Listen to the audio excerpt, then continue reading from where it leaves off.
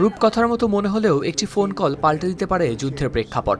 গাজার ধোয়া আবছা রাস্তায় ধ্বংসস্তূপের ছায়ায় একটি আস্থারাজ কিছুটা হলেও জেগেছে। এই যে শুধু কূটনীতি নয়, মানুষের ভাগ্যের গাঁটছড়ি।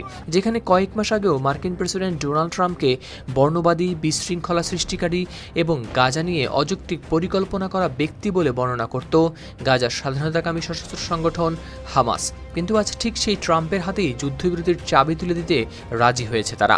এ বিষয়ে দুই ফিলিস্তিনি কর্মকর্তা বলেন, গেল মাসে একটি বিশেষ ফোন কল উল্টে দিয়েছে সবকিছু। কল থেকে বোঝা গিয়েছিল, যদি হামাস সব ইসরায়েলি জিম্মিদের মুক্তি দেয় তাহলে ট্রাম্প ইসরায়েলকে ধাবিত করতে পারেন শান্তির পথে। সংবাদ মাধ্যম রয়টার্সের বিশ্লেষণে প্রকাশ পেয়েছে সেই তথ্য। বিভিন্ন সংবাদ মাধ্যমে ব্যাপকভাবে প্রচার পাওয়া সেই ফোনালাপে বলা হয়, সেপ্টেম্বর মাসে হোয়াইট হাউসে ইসরায়েলের প্রধানমন্ত্রী বেনিয়ামিন নেতানিয়াহুর সঙ্গে একটি বৈঠকের পর ট্রাম্প কাতারের প্রধানমন্ত্রী